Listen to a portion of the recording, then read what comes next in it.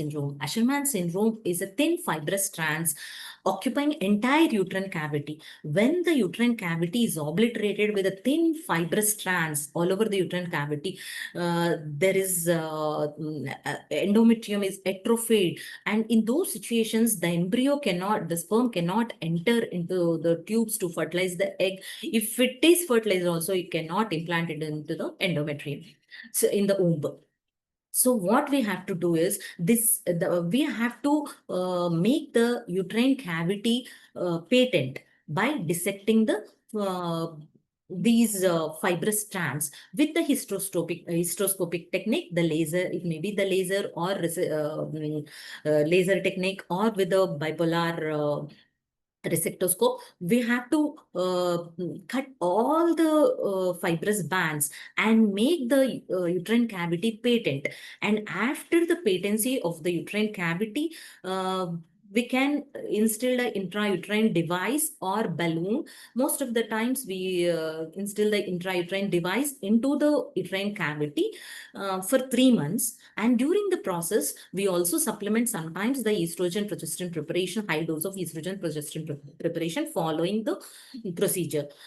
After this 3 months of sequences of hysteroscopy, adhesiolysis, and the IUCD and progesterone therapy, the endometrium starts regenerating. Sometimes we also do the PRP injections for the endometrial rejuvenation, which also works wonder to create the endometrium regenerated. Optimal fertility can be gained with the procedure, and that's how we can follow up further infertility with the Asherman syndrome.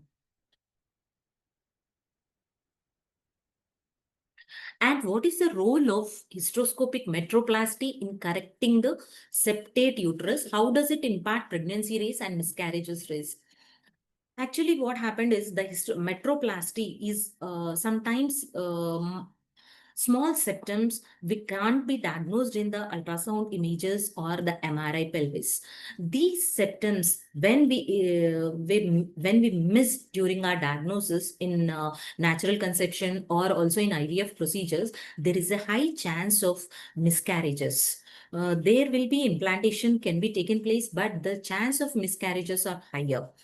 The hysteroscopic procedure, when we do the hysteroscopy, we can see the indentation and septum. If the small septum also, if we can visualize through the hysteroscopy, after resection of the septum, after maintaining the uterine cavity, the fundal cavity linear and the equal distance from the ostia, then the pregnancy, natural conception, or the IVF conception success rates are high. So with the metroplasty, the risk of miscarriages are reduced and successful pregnancy outcomes are increased. So we should not miss a small indentation in the uterine cavity also. So it might affect our fertility outcomes. So in recurrent miscarriages or any implantation failure, hysteroscopy and metroplasty is a gold standard. Next question.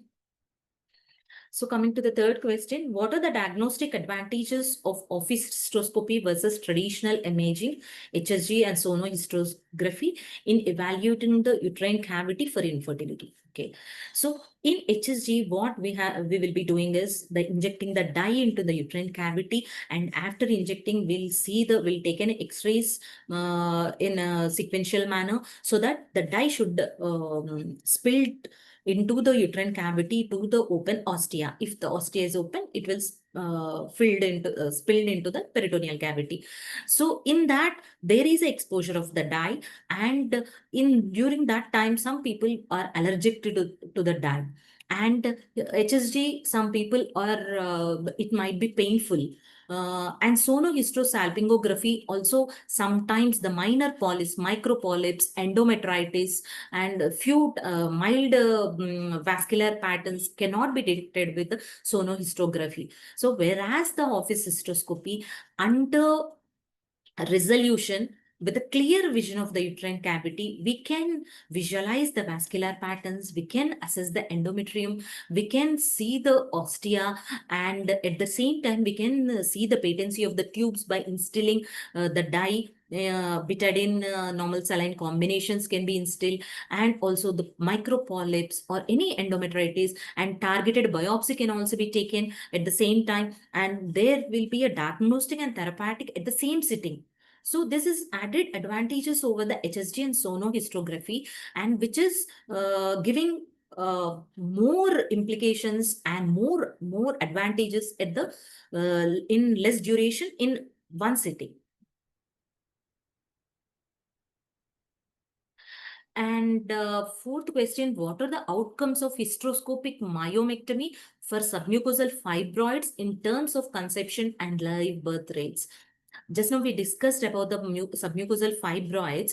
Submucosal fibroids, if it is zero, it is a pedunculated. Through the hysteroscopy, we can easily resect the submucosal fibroid of zero grade. Whereas in first grade, the fibroid, 50% or more than 50% is into the myometrium. In those situations, hysteroscopic myomectomy can be performed in two stages. Why in two stages? If we do in one stage sitting, there might be a chance of uterine perforation. There might be extending the time of the operative surgery, so that the fluid overload can be a probable risk, and electrolyte imbalance and cardiogenic shock. And fourth is, there is the complete removal cannot be possible. There is excessive bleeding. These are the possible risk factors when we attempt the second grade of the fibroids at one sitting. So we have to take in a two-stage manner. In first stage, most of the 50% of the fibroid can be removed in first sitting within a 45 minutes time, and the patient can be, the bleeding can be less, and the fluid overload cannot be expected in less than 45 minutes. And after 4 to 6 weeks, we can perform second stage of hysteroscopy to remove the entire fibroid. While doing the second stage of hysteroscopy, ultrasound guidance can be taken to locate the fibroid to the uterine wall, periphery of the uterine wall, so that we can prevent the perforation of the uterine wall, and also the endometrium, the uterine perforation and the bleeding will be less. So after achieving second stage, within 3 months, 3 to 6 months, the conception and live birth rates are high, because the uterine contour and the endometrium we are making accessible to the coming embryo. So there will be high chances of conception and live birth rates. And the fifth question is there any optimal timing in the menstrual cycle for performing hysteroscopic procedures to maximize fertility outcomes? Yes, usually the hysteroscopy can be done in early follicular phase. As soon as menses is over, after bleeding, the 7th day to 12th day of the period is the period when we have to perform the hysteroscopic procedures. During that time, the endometrium and the os will be mild open, and also it is accessible, and we are not interfering with any other process, so that the optimal timing of the procedure is early follicular phase. As 7 to 12 days, we usually will be doing on 7 to 9 days most of the times, but we can extend up to 12 days.